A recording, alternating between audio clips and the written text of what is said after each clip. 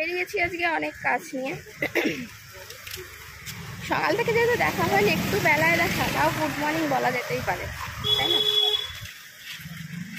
তেল নেব, ওইদিকে মা গেছে রেশনে, আরও কিছু কাজ আছে, একেবারে করে ফিরবো।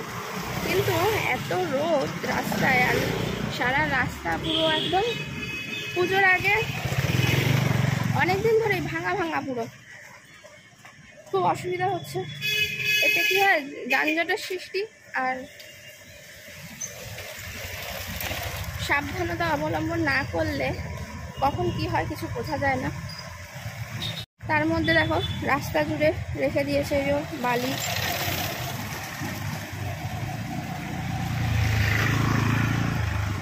তার মধ্যে রাস্তা তো এরকম এবড়ো খেবড়ো আছেই, মানুষ যাবে কোথা দিয়ে, আর গাড়ি ঘোড়াই যাবে কোথা দিয়ে, আর এদিকে চারিদিকে বালি আর বালি। এখানে আবার কিছু একটা মেলার মতন কিছু একটা বসেছে পুজোর আগে, যদিও বা বসে সব যেমনি হস্তশিল্পের মেলা হয় না, ওরকম কিছু একটা, সেটাই বসছে হয়তো। এক বছর এসেছিলাম দেখতে, আর তারপরে আসা হয়নি। দেখা যাক যদি এবছর আসতে পারি।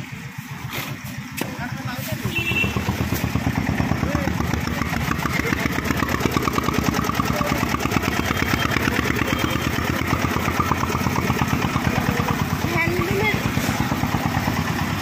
সব জিনিসপত্র বিক্রি হয় আর কি, মানে মেয়েরা হাতে বানিয়ে সেগুলো বিক্রি করে।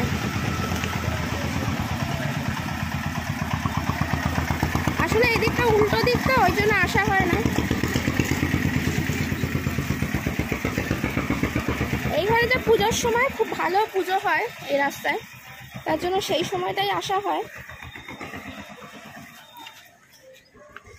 আর অন্য সময় আসা হয় না। ব্যাগপত্র তো অনেক নিয়ে এসছি, কী কী নেবো আমি এখনো জানি না। তেলটা নেবো এটা আমি জানি। এবার 3 কিলো হাতে তেল নিয়ে এদিক ওদিক যাওয়া যায় না, জানো তো। তার জন্য আগে কাজগুলো মিটিয়ে তারপরে একেবারে তেলটা নিয়ে তারপরে ব্যাক করবো। আজকে আবার বৃহস্পতিবার,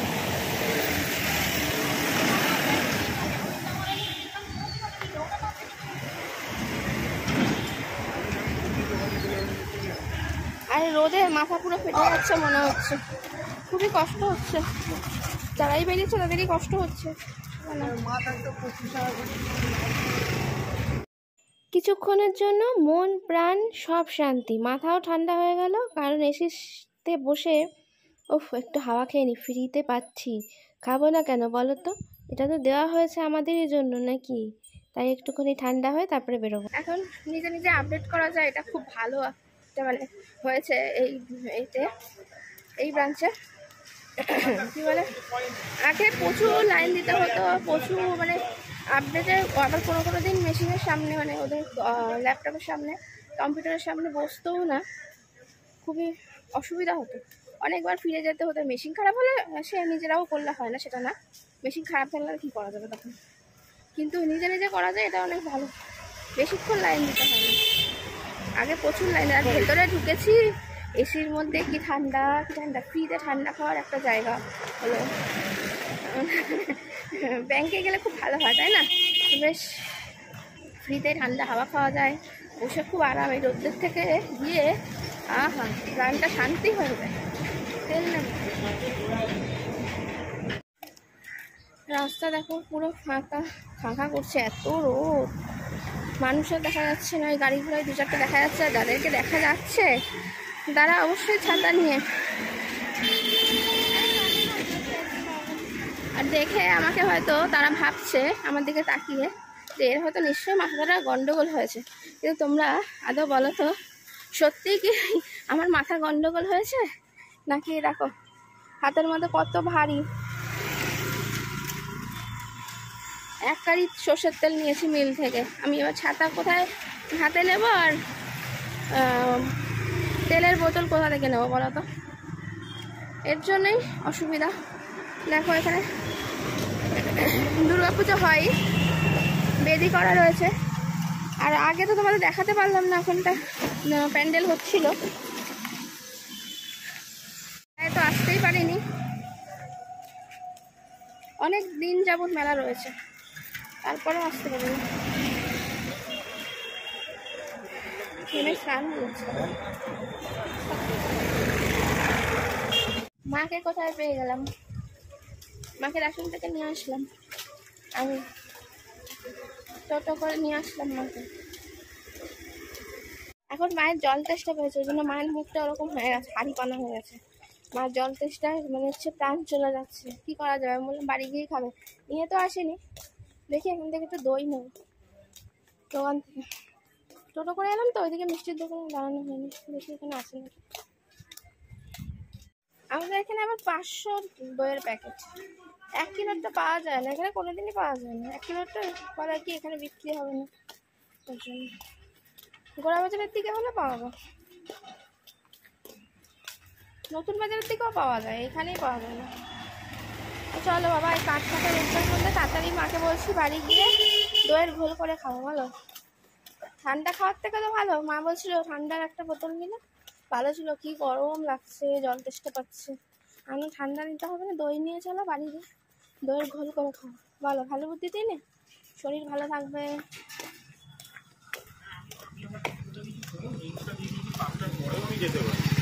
আসতে এক্ষুনি দেখা যাও অ্যাক্সিডেন্ট হচ্ছিল, ভাগ্যে হাতটা ধরে নিয়েছে, না হলে এক্ষুনি বা ছিল, ডান হাত যাচ্ছিল, দেখে যাও এক্ষুনি পড়ে গিয়ে হাত ভেঙে যেত।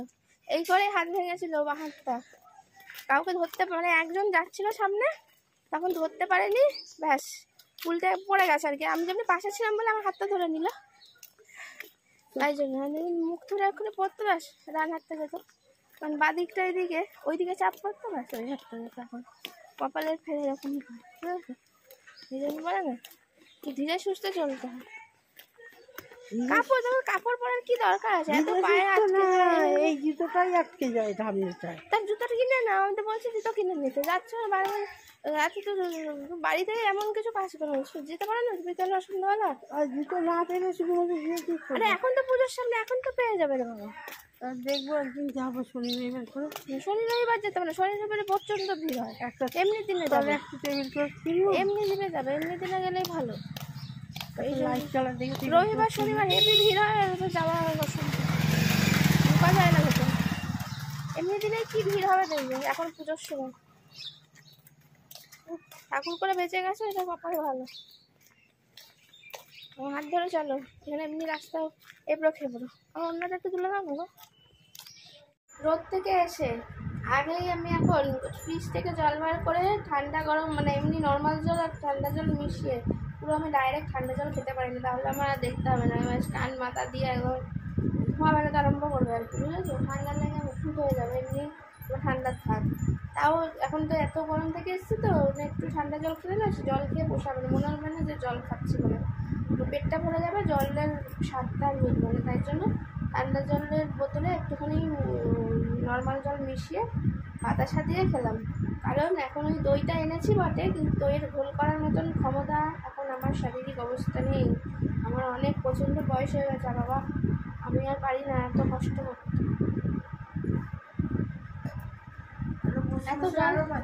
এত জল সাইড থেকে অনেক কথা শুনতে পাবে, কিন্তু সব কথা শুনলে তো আর হবে না, তো কানে তুলে বুঝে থাকতে হবে, তা নাহলে সংসারে থাকা যাবে না, বুঝতে পারছি। সব এদিক ওদিক তো অনেক কথা শুনতে পাবে তোমরা। বাবা আবার দেখছে মা কি বলছে, দেখো তোমার দিকে আড়ে আড়ে কেমন করে দেখছিলাম, হালকা গায়ে দেখাতে পারছি না। আর যে সংসারী মানুষ সেই হিসাব করতে বসেছে এখন, কোথায় কি কত টাকা কত পয়সা কত আনা খরচা হলো, যদি বা এখন আনা মানা নেই, যাই হোক সেই যুগের কারের লোক আনা মানা, তার জন্য এখন সব মানে পয়সার হিসাব কিতাব নিয়ে বসেছে সংসারী মানুষ বলে কথা। আমি তো জন্মে সংসারী মানুষ হতেও পারবো না, হওয়ার ইচ্ছাও নেই। বাবা সংসার কি এত মাথায় নিয়ে কে চলে বলো তো, এই জীবনে এত মাথায় নিলে একদম পাগল হয়ে যাবে, এত মাথায় নিতে পারবো না। মায়ের মায়ের মাথা অনেক বড়, তার জন্য মা অনেক দায়িত্ব নেয় সারা সংসারে কোথায় কী করবে, কত টাকা কী খরচা করবে না করবে, না থাকলেও কোথা থেকে বার করে খরচা করবে, কি কারোর থেকে ধার করে খরচা করবে, সেগুলো আমার কী বলো। আর ফোনটা রেখে দেওয়ার পর যে আমি কথা শুনবো, যা আমি বাক্য শুনবো, তার জন্য তার আগে আমি কানে তুলো বুঝে নিতাম, দেখি তুলো কোথায় আছে। রাখ না। ঠিক আছে, এখন আর কথা বলবো না, ঠিক আছে, এখন মাথা গরম আছে, বাবা কোথায় বলতে কী বলবে না, কোনো ঠিক নেই। তোমাদের সামনে আমার পেস্টিজ হ্যাম্পার করে দেবে, জানো, পেস্টিজ একদম বাম্পার করে ছেড়ে দেবে, দরকার নেই বাবা। তার থেকে এখনকার মতন টাটা বাই বাই। এখন আমাদের এবার নড়েচড়ে কাজ বাজ করতে হবে, এই যে জামা কাপড় পরে এসেছি এগুলো সব কাচাকুচি করবো, কিন্তু ডেলি জামা কাপড় ডেলি মানে বাইরে বেরোলেই মোটামুটি যা জামা কাপড় করোনা থেকে আমাকে এই স্বভাবটা দিয়ে গেছে, আমার ভালোই লাগে না। আমি যা জামা কাপড় বাইরে পরে এই যে এলাম, ব্যাস এবার এটাকে মানে শার্ট দিয়ে এবার উপরে একদম ধোয়া করে ছাদে ফাদা দিয়ে চলে আসবো, তারপরে দেখি ঘরটা মুছবো কিনা, বৃহস্পতিবার অবশ্য মুছতে হবে, মুছে টুছে কাজকর্ম প্রচুর আছে। Tata bye bye. তাও কপালের ফের আজকে যে একটুর জন্য রক্ষা পেলো, সেটা একবারও বলছিল যে আমার জন্য তুমি বেঁচে গেলে, নাহলে একটা হাত ভেঙেছিল আর একটা হাতে যেত। তা আমাকে তুমি থ্যাংক ইউ বলো,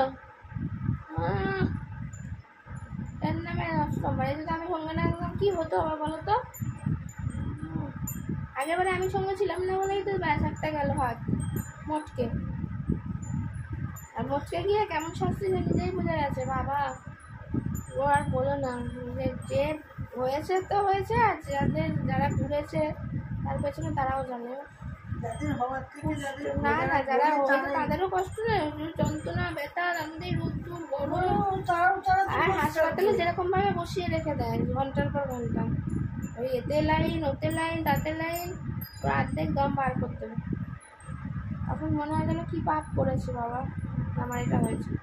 আদৌ নয়, শরীর থাকলে কষ্ট, মানে শরীর থাকলে নষ্ট হবেই, সেটা সারাতেও হবে, কিন্তু ওই তো সারাতে গেলেই তো সমস্যা। Tata bye bye. আর বলার জন্য নেই গো, কথাও বলতে পারছি না, গলা দিয়ে দেখো সাউন্ড বেরোচ্ছিল না, আমি অনেক কষ্ট করে জোর বার করে তোমাদের সঙ্গে কথা বলছি, এরপরে আর আমার গলা কেউ শুনতে পাবে না, এরকম করে কথা বলবো, শুনতেই পাবে না, এত কষ্ট করে রোদের মধ্যে এসছে, ভেবেই তো আমার কষ্ট হচ্ছে। এখন তো ঘর থেকে বাইরের দিকে তাকালে আমার মনে হচ্ছে মাথা যন্ত্রণা হচ্ছে, কী রোদ, কী করে এলাম আমি জানি না, এই জন্য কালো ভূতের মতন হয়ে যায়। কেন বলো তো, এই যে এরকম রোদে রোদে ঘুরি, এদিক ওদিক টুকটাক বাজার দোকান এসব করতে করতে তাহলে কালো ভূতের মতন হবে না, কী হবো।